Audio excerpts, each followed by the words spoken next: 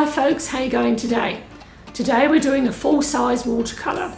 It should be a lot of fun and we'll be putting into practice everything that we've been doing in the last 4 or 5 workshops. So hope you've been watching how to prepare my watercolour paints, how to stretch paper and done all the little exercises that we've been doing, and then you should enjoy this one. So thank you very much for watching. Well, today should be a really good workshop. So I prepared all my paints. Takes about 2 hours when I'm doing a demonstration to get my paints ready. So sometimes there'd be a lot more mixes than this. In this particular palette here, I have got dried up paint, Payne's Grey. So I used that a couple of weeks ago, and now I can just add a little bit of water to it to rejuvenate it. So there's not really any wastage with watercolour paint. At the end of each session, I just let the water evaporate for a few days, and then when I'm ready to do another watercolour painting, I just fill the paint back up to the line and add more paint if I need to.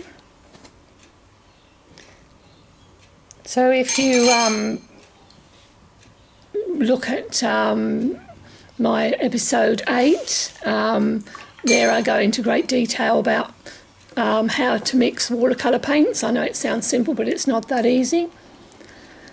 So here today I'm working on a sheet of 165 GSM watercolour paper. I've got 2 soft 1-inch watercolour brushes and a number 10 round pointed watercolour brush.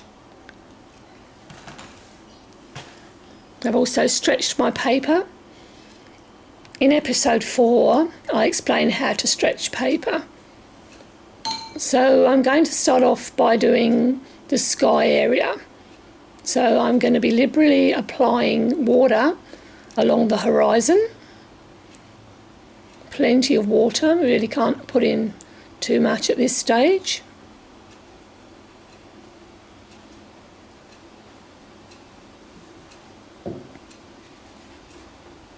Now I'm coming in with a little bit of yellow ochre paint.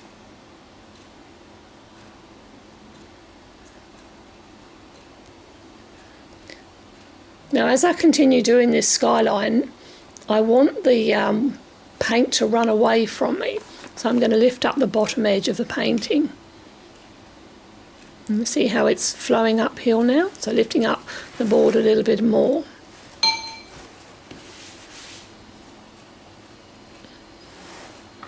Now I'm coming in with permanent rose. So there isn't any actual white in watercolour paint. So if you want any white, you need to leave the area, as in not paint it on, and that becomes your white. Today we're doing what we call traditional watercolour painting.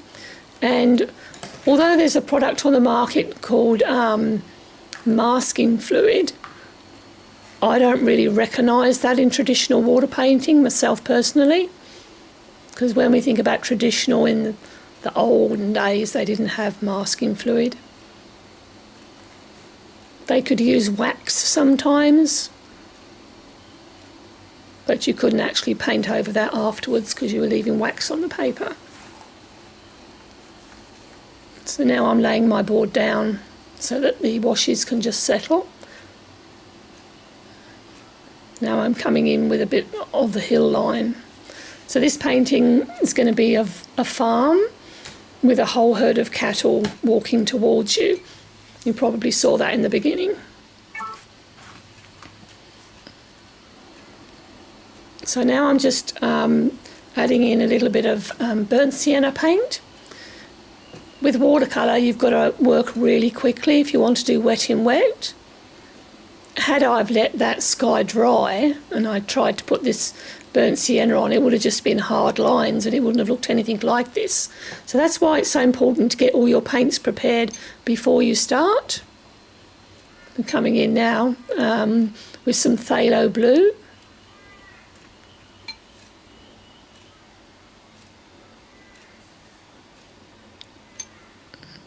And some little bit of a lemon yellow.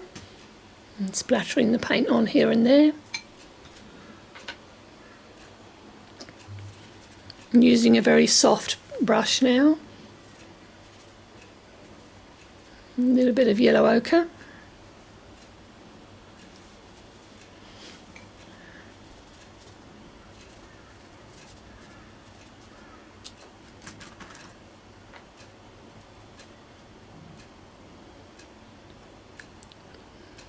Coming in with a little bit of burnt sienna.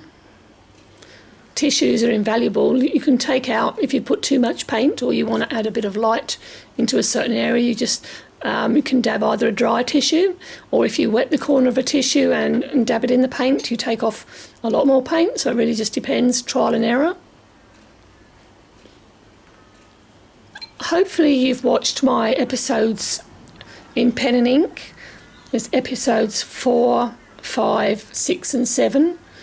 And we do lots of basic wash techniques using pen and ink, and you learn so much in that about tonal value, and that will really help you when you come to do your watercolour painting.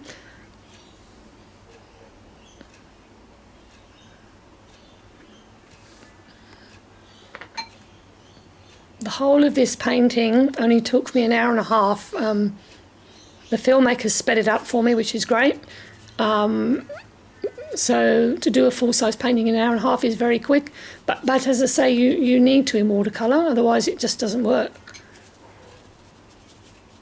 Remembering the only white is the paper. So I've roughly drawn in where the cattle are, and they're the white bits in the middle. So they'll be the highlight on the cattle. Just coming in now with a bit of phthalo blue and naturally mixed with the yellow ochre, or the yellow is making a green colour, which is good. Just coming with a bit of raw umber now, a little bit of Payne's grey.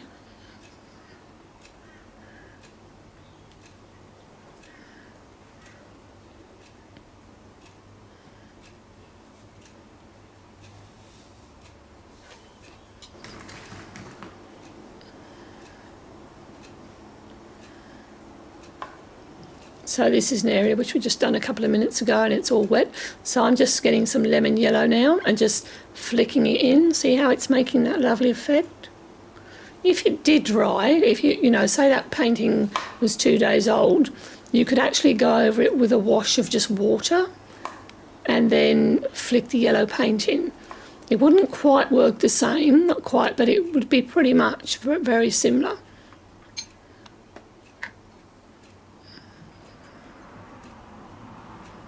It's coming in with a bit of permanent rose. Just getting a suggestion of water happening here. There's going to be like a little dam, if you like, in the foreground.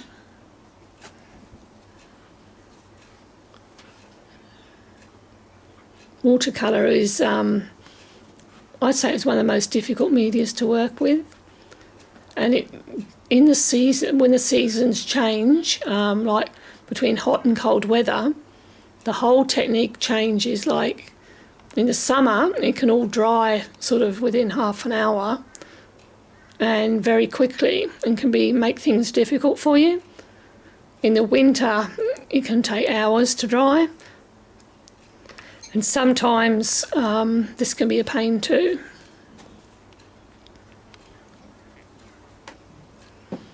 So in my workshops and technique courses, I work in all media. I work in oils, acrylics, pastel.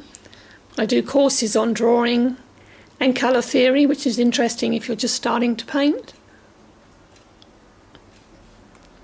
I suppose we just paint to, well, I paint to just satisfy my soul, I suppose, and the use of colour in a work, you know, is a very big part of whether the work makes you happy, if you like.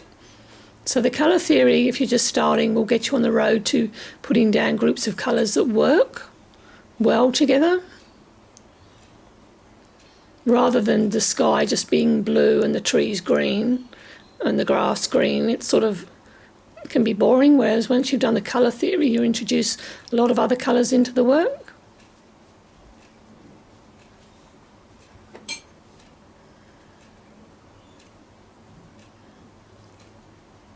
I painted from life over 100 railway stations around Queensland and New South Wales. And about 75% of those were done in watercolour, actually sitting on the platform with all the trains going by and the people and everything. And that was between 1992 and 1998. A number of the stations were done in oils, pastel and acrylic as well.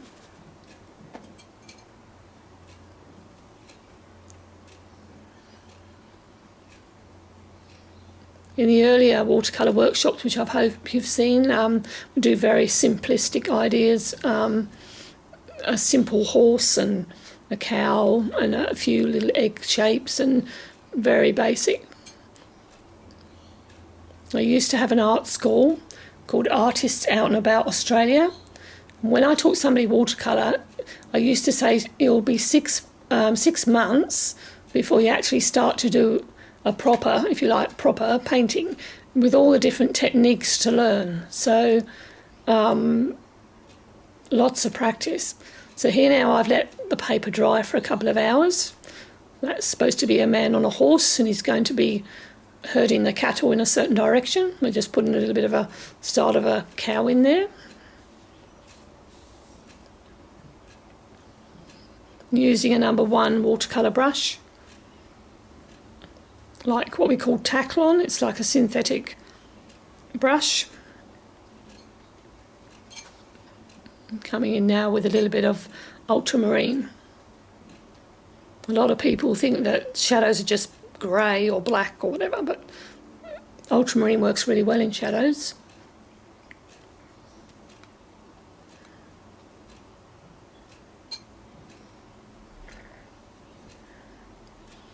There are all different weights of paper to work on. This is 165 GSM. Then you have 300 GSM. Most of my watercolours are done on 620 GSM. That way the paint, per 1, doesn't need stretching, and 2, it doesn't buckle when you paint on it.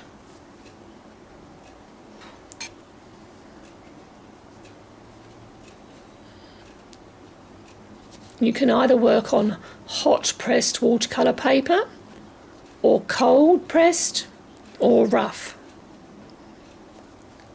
Hot pressed watercolour paper is completely flat, a bit like your photocopying paper. It's got no tooth on it at all. It's a lot heavier and thicker than photocopying paper, but it's completely flat like that. Cold pressed watercolour paper has got like little deckled bits throughout it, so it's working on an uneven surface. And then rough watercolour paper, it's a lot more coarse and a lot more grainy. So every artist has their favourite. If you're just starting, then hot pressed is the most difficult paper to work on because the paint just flows everywhere. Whereas when you work on cold pressed, because of the little hollows in the paper, it holds the paint just there in a certain spot, which works well.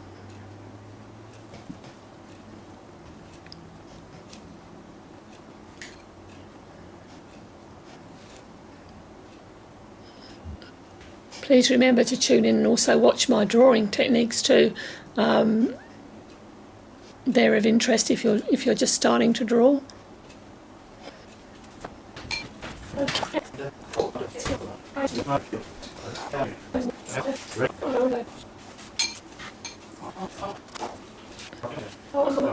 Coming in with some Payne's Grey and now some ultramarine. Watercolour dries about 3 or 4 shades lighter than what you put it down. So it's an art form knowing how much of the paint to remove when you put it down and trying to work out how light it will be when it dries.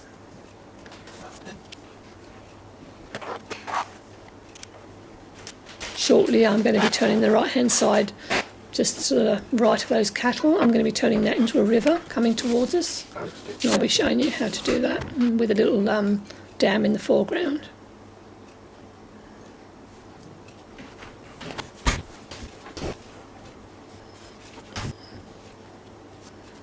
Quite often when you're just starting to watercolour, or any medium really, you can overwork a painting and sort of maybe spoil it.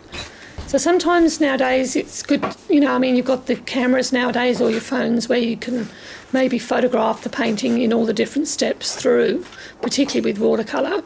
And so if you do wreck the painting towards the end of it, you can look back at the photo and think, I should have stopped there, and you'll learn from that, you know.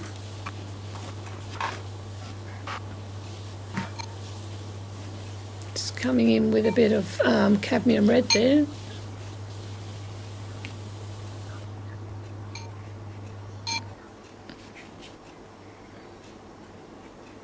Bit of Payne's grey.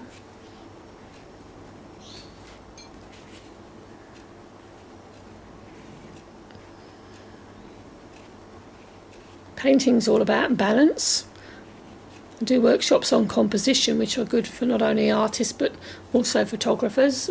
What makes your eye lead into the painting.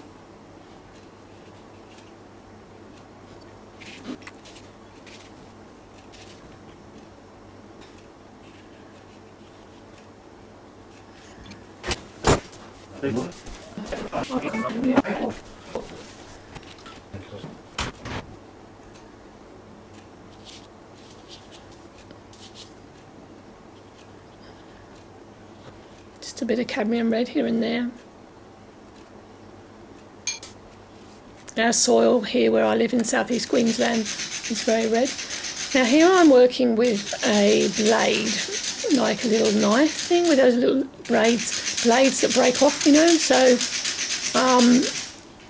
as I say, there's no white in watercolour, so I'm trying to put some highlights here on the river. So by dragging the blade to and fro, I'm scratching off the top layer of the paint, if you like, to reveal the white.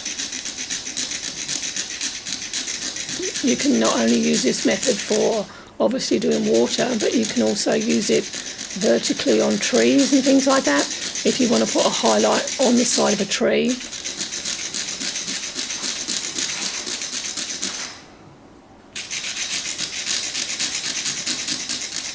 mustn't do this unless the paper is completely dry.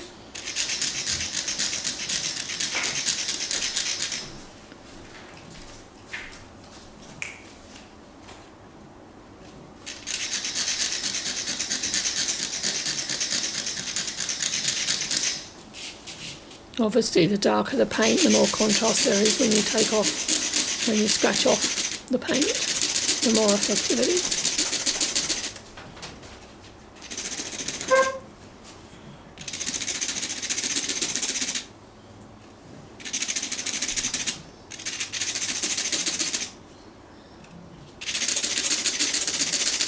Another way to take off excess paint is to get a stiff brush, like an old oil painting brush, and dip it in water and then rub away at the watercolour where you don't want it, wiping your brush on a tissue as you go. So here I'm scraping in a few vertical lines and putting a few highlights on the cows where I've put too much black. See how it's created a shiny effect, giving the illusion of water. Now I'm balancing the picture. People often say to me, oh, what's this and what's that? Well, it's just my painting, you know. It's like maybe they're a suggestion of a tree, maybe it's a little bit abstract in the work.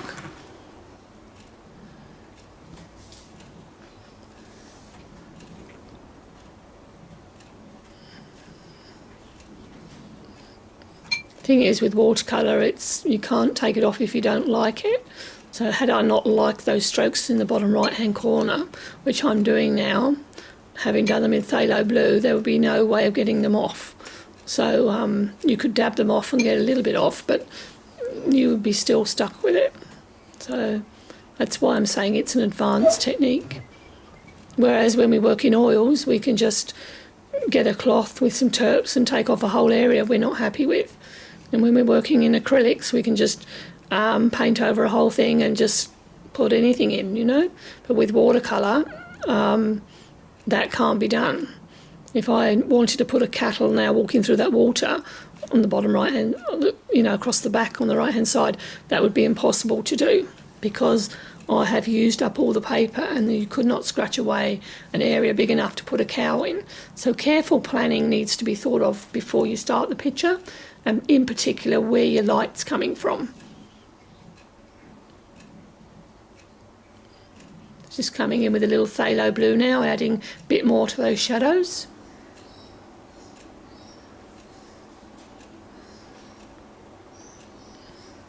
It's getting to the stage now where I slow things down and a lot of thought goes into it, whereas previously it was just throwing it all on, but now this is a stage where you can so easily wreck a picture. It's been a lot of fun anyway. That's my little trademark popped up into the corner there. The Jen Agatha dog. I've written the Jen Agatha series books. 3 books, each has got 60 paintings in. I hope you've enjoyed watching this YouTube video, and don't forget to subscribe at the end and press the little bell thing, and then every time a new film comes up you'll be notified. Yeah, well, it's been a lot of fun, and just putting in the last few strokes here. Well, it'd be quite nice to walk through a farm like that, wouldn't it? Thank you for watching. Hi guys, it's Midge here. Hope you enjoyed that video. Make sure you like and subscribe for all future uploads, and our contact details are in the link in the description below.